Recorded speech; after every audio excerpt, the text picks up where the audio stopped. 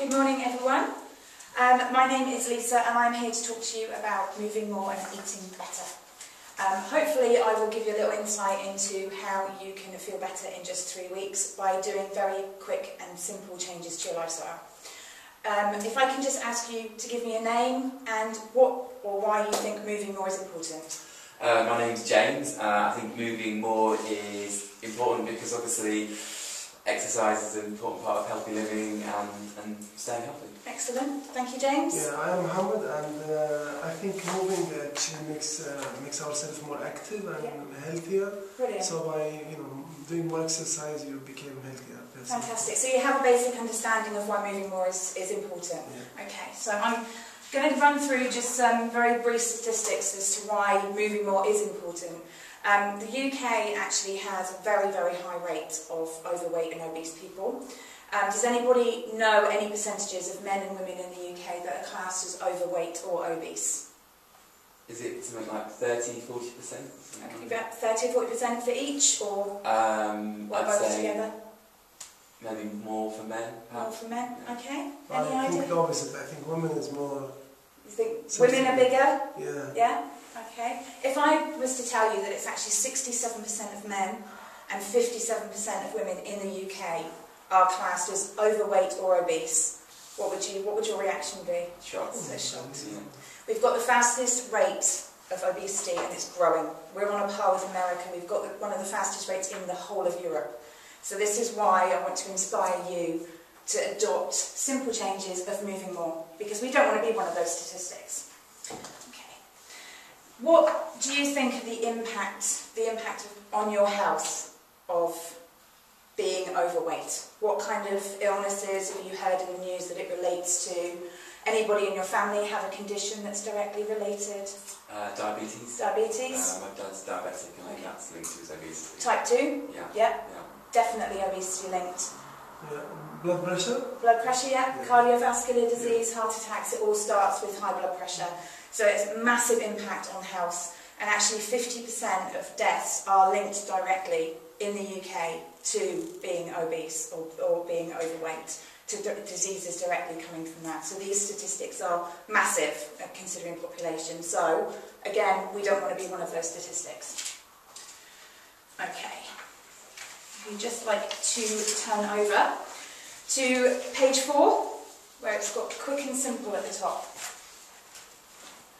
Now, I've chosen to go with quick and simple because modern life is hectic. We haven't got time to do massive overhauls of anything major. It takes time to do stuff. We want quick and simple. Our attention spans just aren't there.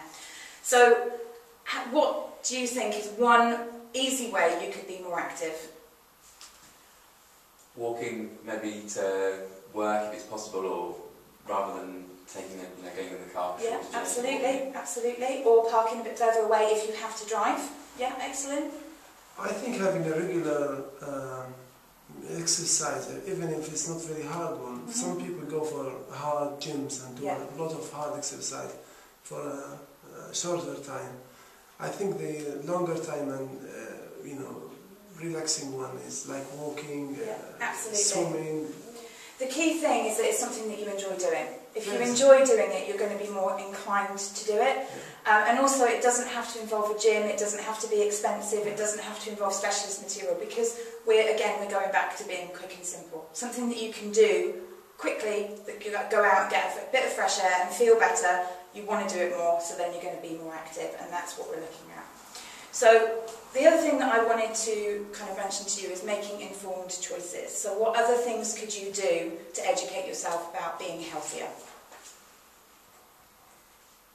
You could look into healthy eating. Yeah. There's plenty of books and cookbooks and things. Absolutely. And of course the internet, which is in your hand on your smartphone. Utilising the internet for information is really important. Doing a little bit of reading for yourself. Yeah. Okay. So, if I was to say to you, it's important to be kind to yourself, what does that mean to you? Eating the right food. Eating the right food? I would say not being too hard on yourself. So sometimes sort of people beat themselves up and they think, oh, I haven't done this, and actually it's okay now. We're going to, Absolutely. So make friends with yourself. Put the right fuels in, and you get the right output out, and it's making a good relationship with yourself, which we don't do. We live a very fast, hectic, stressful lifestyle, and it doesn't do us any good if we're not looking after ourselves. So we actually, if we want to be stressed, we need to be nice to ourselves. Does that make sense? Yeah.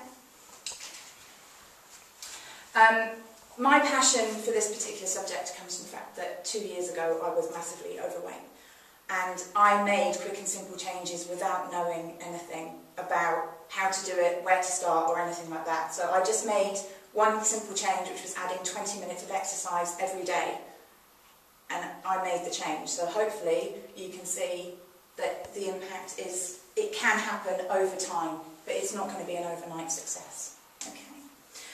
It's really important that when you adopt a healthier lifestyle that you do it slowly. It's easier to change one thing and stick to it than it is to take on board lots and lots of things. So by starting slowly, what you need to do is consider one thing that you can change quite easily, but also if you're going to do and be more active, it's really important that you're nice to yourself, you're kind to yourself, and you start slowly. So take one step at a time. Going for a walk is the perfect way to start and introduce being more active.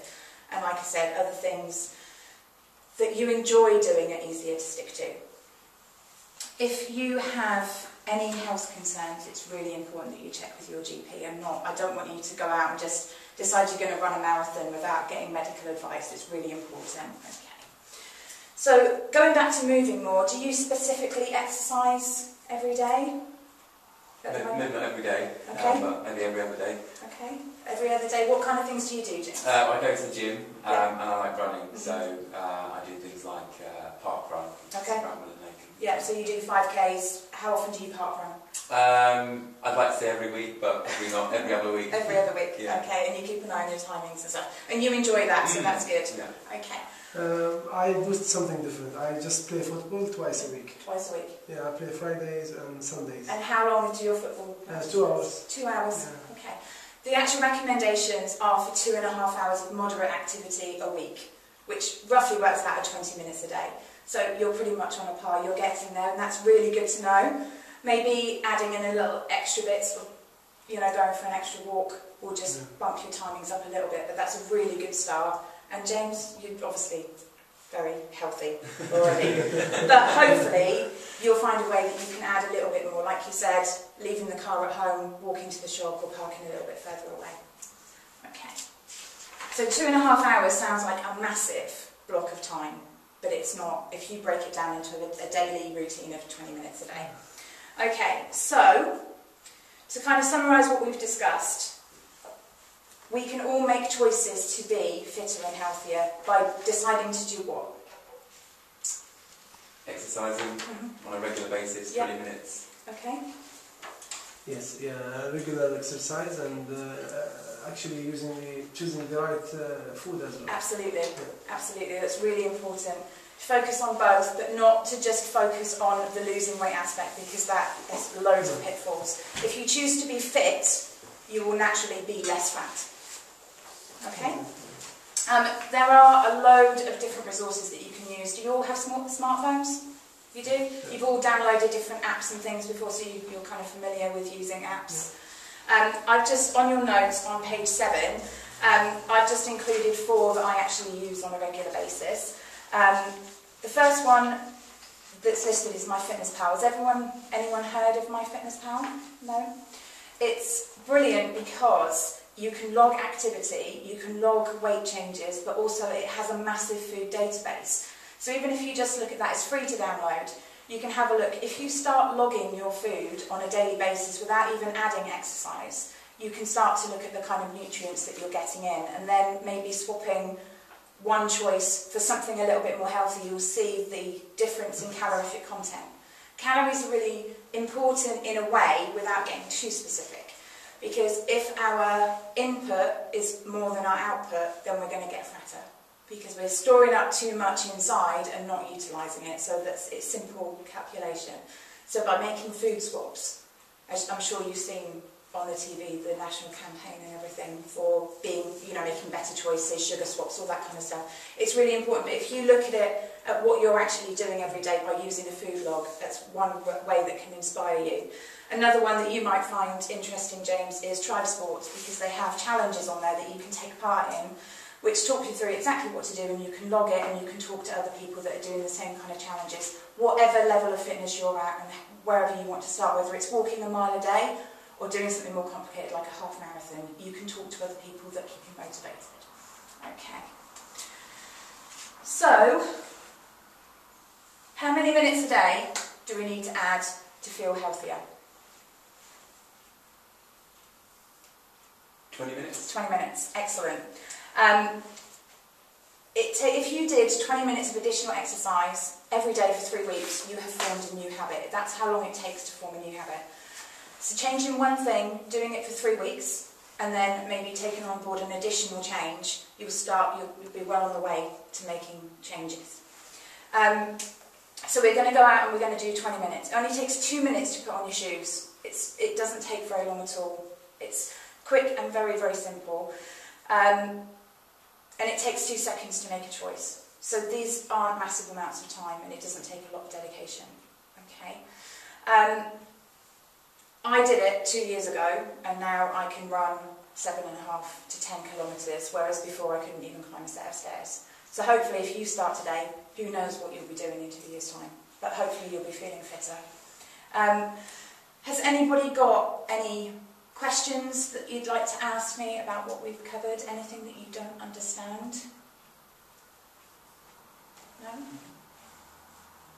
Okay. So you all understand that it's quick and simple? Do you all feel a little bit inspired to make a little change, to go on and to do something a little bit better? I think looking into these resources you mentioned would be really good. Because they're there, they're in your hand, they're really, really helpful, and when you feel a little bit, I can't be bothered, because we all have days when we're like that. You can just pick it up, you can look at it and go, oh, I might try that tomorrow.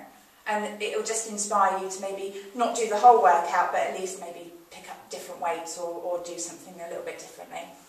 So hopefully I have inspired you and that you will take something away from the lesson.